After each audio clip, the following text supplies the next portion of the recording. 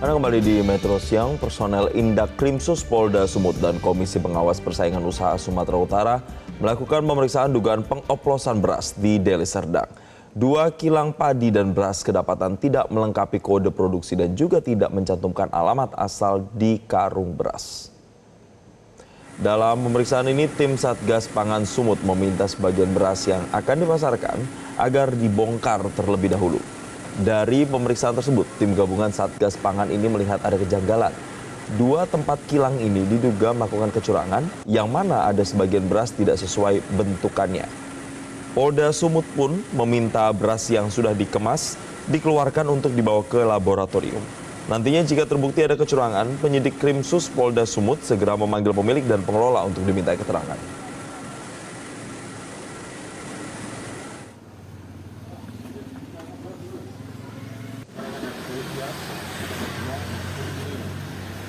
Pemirsa, tim Satgas Pangan Polresta Sidoarjo menemukan merek beras premium diduga oplosan yang masih dijual bebas saat melakukan razia di pasar tradisional. Dalam razia ini petugas mendata agen beras dan juga bisa mengambil sampel beras premium berbagai merek yang dijual di pasaran. Sampel beras tersebut selanjutnya akan diuji di laboratorium Bulog. Sementara terkait maraknya informasi beras premium oplosan, omset penjualan para agen beras turun drastis hingga 50%.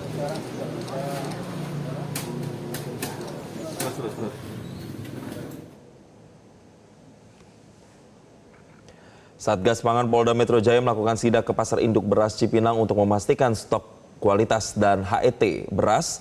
Dan dari sidak tersebut, pemirsa, Satgas Pangan mengambil 3 sampel beras dari beberapa toko untuk dilakukan uji laboratorium.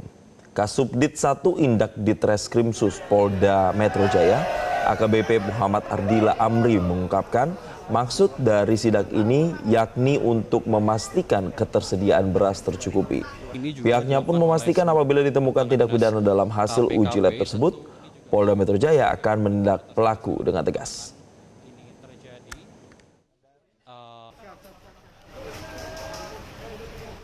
Yang pastinya kami akan terus memantau gunanya apa untuk juga menjamin ketersediaan barang di lapangan, kemudian juga menjamin konsumen ataupun pembeli terhadap kualitas mutu daripada beras tersebut. Kami juga dengan beberapa rekan-rekan dari Satgas Pangan ini juga sudah melakukan atau membeli beberapa sampling, ya, sampling jenis ataupun merek beras, dan sudah kita juga akan melakukan uji lab. Jauh ini kita lagi mencoba untuk melihat dulu, nanti untuk kepastiannya kami akan sampaikan hasilnya setelah kita selesai melakukan uji lab. Bapak, mungkin satu lagi dulu, sebentar. Terkait mutu dan takaran kan belum bisa dipastikan, Pak. Kalau terkait HET tadi gimana, Pak? Ada temuannya? Ya, kalau terkait HET tadi memang ada beberapa yang kita lihat di sini. Sebetulnya berdasarkan hasil pengecekan kita hari ini tidak ada. Semua sudah sesuai dengan HET. Namun di sini juga kami bersama para stakeholder juga memberikan edukasi kepada para pedagang dalam hal ini di pasar induk ini, bahwa ada yang diklaim atau yang dinyatakan itu memang tujuan kita adalah beras premium, ya, beras premium di sini. Tetapi juga di sini kita memberikan edukasi bagaimana ada beras khusus, ya, beras khusus itu Pandan Wangi. Pemirsa, Presiden Prabowo Subianto kembali menyinggung praktik pengoplosan beras bersubsidi yang dikemas ulang dan dijual sebagai beras premium di pasaran. Presiden Prabowo menyebut praktik tersebut merupakan tindak pidana yang serakah dan merugikan negara hingga triliunan rupiah. Beras, alat-alatnya pakai bahan bakar disubsidi oleh rakyat. Begitu sudah digiling jadi beras, ya, itu paket diganti.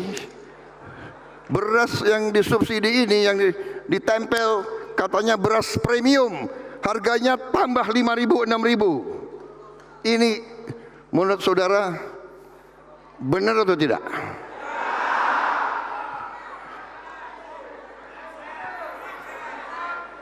Ini adalah pidana.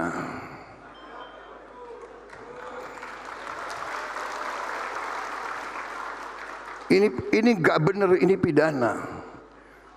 Yang saya katakan kurang ajar, serakah. Pemirsa, Kejaksaan Agung membuka penyelidikan soal pengoplosan beras dan penyimpangan harga jual beras. Kapus Penkum Kejagung, Anang Supriyatna, mengatakan kasus itu masuk dalam kategori tindak pidana korupsi. Pak, kalau penegasan aja, kalau di Kejagung itu berarti tindak pidana korupsi apa yang di dalam? Karena ini ditangani oleh tim P3 TPK, maka dan ada di bawah Bendung Bedar, kan kewenangannya terkait dengan tindak korupsi dan perekonomian. Tapi dalam hal ini nanti sedang di dalam pelaksanaannya apa memang indikasi sangat kuat ke sana, nanti pelaksana tetap berkoordinasi, berkomunikasi dengan tim dari Satgas Pangan Mabes Polri dan juga dari gugus ketahanan pangan. Tidak ada yang boleh bermain-main di sini, apalagi mengambil manfaat sebesar-besarnya untuk kepentingan sendiri. Nah, melihat pengalaman itu, maka beras nanti kita akan buat hanya satu jenis beras saja. Beras ya beras, sudah. Ya, tidak lagi medium dan premium. Ya beras, ada satu lagi namanya beras khusus. Jadi cuma ada dua. Satu beras yang disubsidi oleh pemerintah, pupuknya, irigasinya, dan lain-lain, itu namanya beras. Yang dihasilkan produksinya oleh petani kita. Satu lagi beras khusus. Pemirsa, tak hanya konsumen saja yang dirugikan, penjual beras juga terpengaruh terhadap temuan beras yang tidak sesuai dengan standar dan mutu. Seperti di Pasar Induk Beras Cipinang, Jakarta Timur, penjual beras mengaku penjualan mereka turun 20 hingga 30%. Hal ini dikarenakan daya beli masyarakat juga turun. Berikut liputan Fatma Ayu dan juru kamera Firman Adriana. Pemirsa, kemarin Satgas Pangan Polda Metro Jaya melakukan inspeksi mendadak atau sidak di Pasar Induk Beras Cipinang, Jakarta, di mana ada 5 sampel beras yang sudah dibawa dan nantinya akan dimasukkan ke laboratorium, dan 2 hari atau 3 hari kemudian Polda Metro Jaya akan merilis beras-beras yang sudah diinspeksi. Nah, inspeksi ini merupakan salah satu bentuk pengawasan dari Polda Metro Jaya terkait dengan adanya temuan yang dilakukan oleh pihak Kementerian Pertanian Republik Indonesia. Ada 212 merek yang sudah diperiksa dan diduga ini menyalahi aturan baku mutu dan juga standar dari beras itu sendiri. Saya ingin bertanya kepada salah satu penjaga toko atau juga karyawan atau pegawai toko yang ada di Pasar Induk Beras Cipinang. Baik, Pak, dengan Pak Joko. Ya, Pak Joko, ini kemarin ada inspeksi dari Polda Metro Jaya. Apakah toko ini termasuk yang diambil sampelnya? Kemarin memang ada inspeksi dari Polda dan wartawan gitu ya, kalau nggak salah kemarin pagi itu mereka inspeksi ke toko Alseva sama ke Haji Nelis, dan untuk ke toko ini alhamdulillah sih tidak ada inspeksi ya. Mentan telah menerbitkan adanya 212 merek yang diduga menyalahi aturan dan juga oplosan begitu. Bagaimana dengan pengawasan yang ada di toko ini, Pak?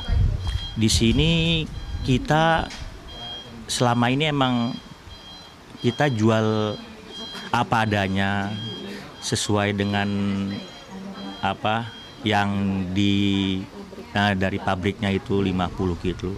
Dan kita juga tidak jual kemasan 5 kilo apa 10 kilo atau 20 kilo seperti yang diisukan kemarin itu. Berarti apa adanya yang ada di pabrik, maka itu dijual oleh toko ini ke pihak konsumen. Pak, saya mendengar bahwa dengan adanya pemberitaan oplosan yang ada di tingkat produsen, lalu juga baku mutunya tidak sesuai begitu. Apakah ini juga terpengaruh penjualannya di tingkat penjual sendiri di toko ini, Pak? Terpengaruh, Mbak. Lumayan signifikan lah, berpengaruh semenjak adanya pemberitaan seperti itu. Dan saya juga nanya kepada pembeli itu gimana ini semenjak pemberitaan itu sepi katanya. Ya seandainya mereka sepi ya otomatis kita di sini juga terpengaruh, dampaknya sepi gitu. Terkait dengan penurunan penjualan lalu juga dengan masalah ini adanya inspeksi dan lain sebagainya, apa harapan dari penjual sendiri agar penjualan beras ini juga bisa naik kembali, normal kembali, dan masyarakat juga tidak dirugikan? Ya harapannya semoga masalah ini cepat selesai, cepat tuntas dan tidak berlarut-larut. Soalnya ini dampaknya berpengaruh, kasihan kepada konsumen kita gitu kan. Kalau sumpama ini nggak berlalu, mereka jadi was-was gitu mau beli beras gitu kan, takutnya ini oplosan, beli ini oplosan gitu kan. Penurunannya berapa persen Pak? Ya kurang lebih 20-30% kita di sini, iya. Penurunan sampai 20-30% ya Pak. Baik, terima kasih Pak Joko untuk informasinya. Ya itu tadi pemirsa wawancara kami dengan salah satu pegawai toko beras yang ada di sini. Memang betul tidak hanya konsumen saja yang terpengaruh atau merasa dirugikan, tapi penjual beras ini juga dirugikan dengan adanya oknum-oknum nakal dan tidak sesuai standar maupun mutu dari beras itu sendiri. Semoga dengan adanya inspeksi maupun tindak cepat dari pemerintah maupun instansi terkait ini bisa segera mungkin menyelesaikan permasalahan mutu beras yang ada di Indonesia. Dari Jakarta, Fatma Ayu, Fitman Afriana, Metro TV. Presiden Prabowo Subianto kembali menyinggung praktik pengoplosan beras bersubsidi yang dikemas ulang dan dijual sebagai beras premium di pasaran. Presiden Prabowo menyebut praktik itu merupakan tindak pidana yang serakah dan merugikan negara hingga triliunan rupiah.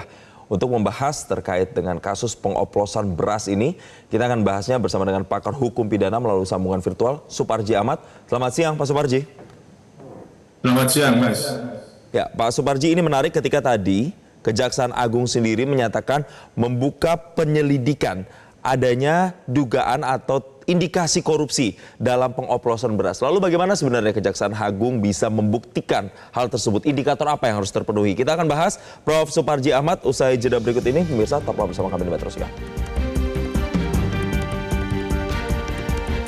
Menjawab pertanyaan tadi langsung saya tanyakan kembali ke Prof. Suparji. Prof, artinya ketika tadi Kejagung mengatakan bahwa ada unsur tindakan korupsi dalam kasus pengoplosan beras yang selama ini terjadi, Anda melihatnya bagaimana melihat fenomena ini? Apakah celahnya memang besar untuk oknum melakukan korupsi dalam kasus pengoplosan ini, Prof? Ya, pertama kasus ini menjadi perhatian Presiden ya, ketika meresmikan Koperasi Merah Putih yang kemudian ditindaklanjuti oleh aparat penegak hukum, oleh Polri dengan pendekatan Undang-Undang Perlindungan Konsumen. Pada sisi yang lain, Kejaksaan Agung juga melakukan penyelidikan. Penyelidikan tadi dalam rangka menentukan apakah ada peristiwa pidana atau tidak.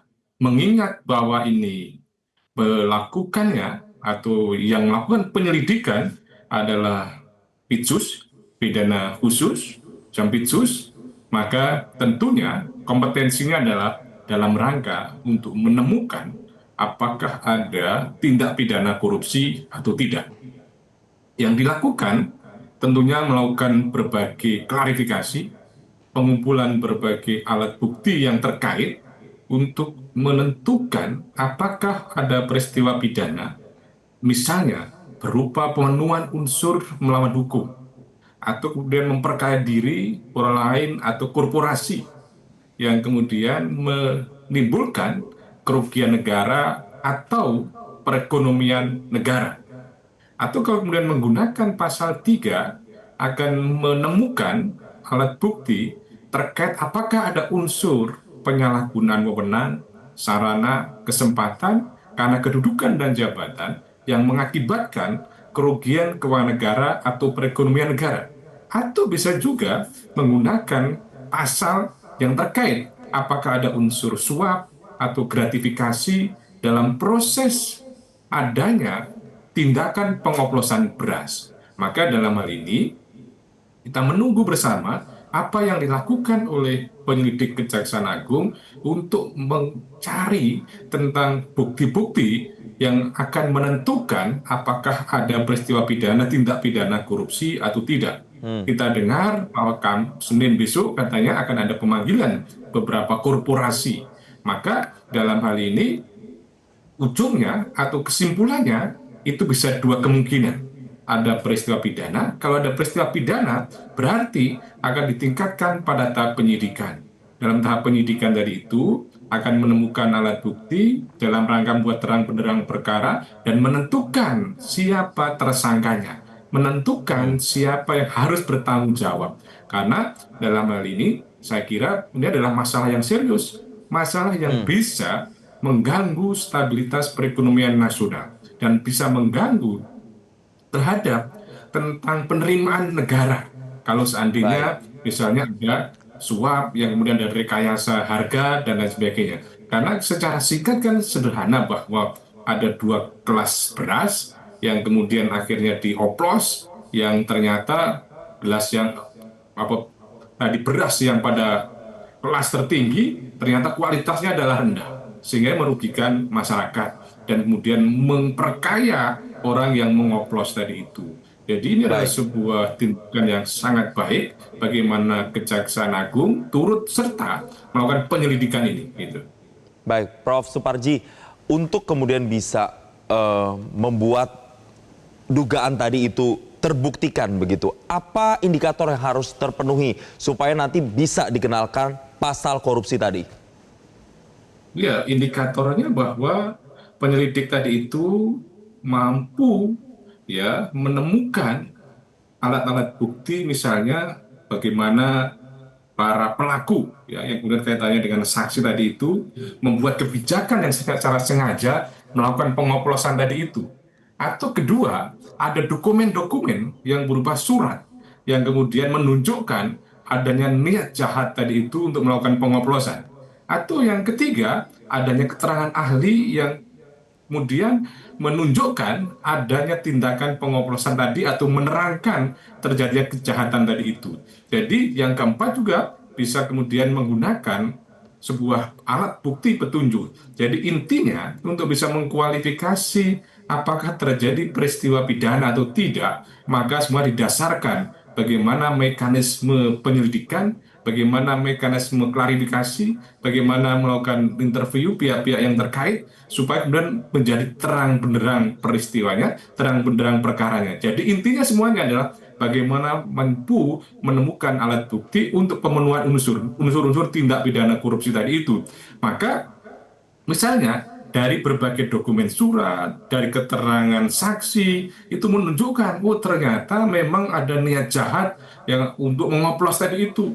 Ternyata ada komunikasi intensif melalui surat menyurat atau melalui berbagai komunikasi yang lain, terjadinya niat jahat untuk melakukan pengoplosan dari itu. Maka dalam hal ini sudah cukup membuktikan misalnya ada niat jahat dari itu. Baru kemudian yang akan menarik adalah pembuktian siapa yang diperkaya. Apakah dirinya sendiri, apakah orang lain, atau kemudian korporasi. Itu juga perlu dibuktikan. Nah, yang ketiga juga perlu dibuktikan adalah tentang kerugian keuangan negara atau perekonomian negara. Inilah beberapa tahapan yang perlu kemudian dilakukan. Maka dalam hal ini memang bukan sebuah kerja yang mudah yang dilakukan oleh penyidik, tetapi tentunya ini adalah sebuah kerja yang perlu didorong supaya apa?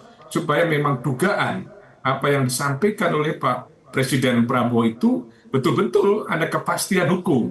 Jangan sampai Pak Presiden sudah memberikan sebuah publikasi yang sangat terang benderang tadi itu, ada sebuah keserakahan, adalah sebuah kejahatan yang serius, aparat penegak hukum diam saja. Menurut saya ini adalah tidak boleh terjadi, bahwa apa yang disampaikan oleh Pak Presiden harus ditindaklanjuti oleh aparat terkait. Kalau ini penegakan hukum, maka aparat penegak hukum.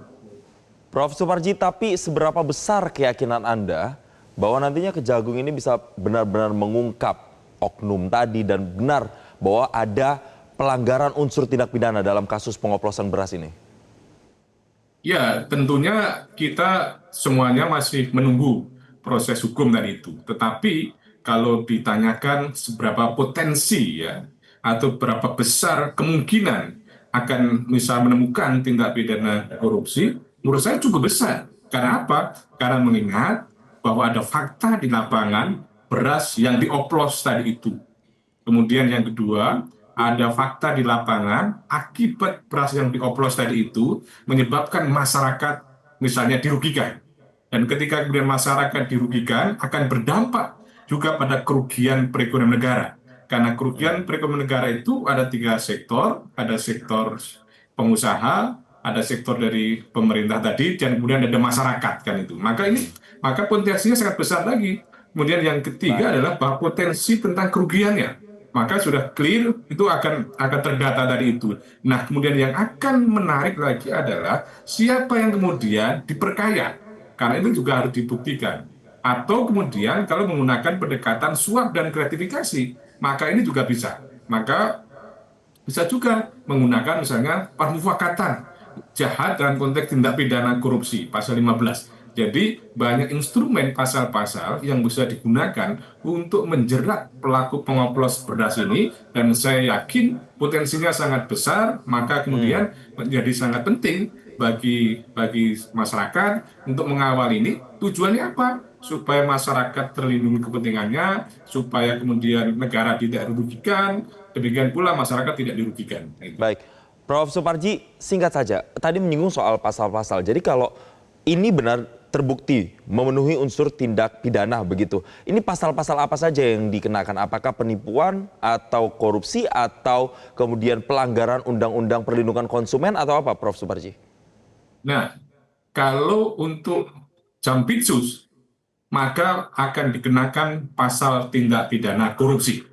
Tindak pidana korupsi itu ada jenis 7 tindak pidana dan ada beberapa yang terkait dengan tindak pidana. Maka dalam hal ini yang potensi besar adalah adanya tindak pidana korupsi, kerugian keuangan negara dan perekonomian negara, misalnya pasal 2, pasal 3, atau yang cukup potensial adalah dugaan adanya suap dan gratifikasi dalam proses tindakan-tindakan, misalnya mempengaruhi kebijakan misalnya pihak-pihak tertentu. Maka dalam hal ini masih diperlukan adanya pendalaman-pendalaman, bisa juga dikenakan permufakatan jahat kaitannya dengan misalnya tindak pidana korupsi. Jadi ini jaringan atau kemudian jejaring untuk menangkap tindak pidana korupsi sangat kuat. Tidak menggunakan instrumen perlindungan konsumen, tidak menggunakan instrumen tindak pidana penipuan, karena itu menjadi kompetensi dan kewenangan dari penyidik Polri.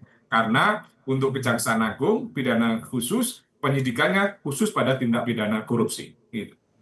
Baik, seharusnya kemungkinannya besar berarti Prof. Suparji untuk kemudian bisa membuktikan oknum-oknum yang dalam tanda kutip bermain dalam kasus pengoplosan beras ini. Kita nanti akan melihat bagaimana pembuktiannya. Terima kasih Prof. Suparji Ahmad, pakar hukum pidana telah bergabung bersama kami di Metro Siang.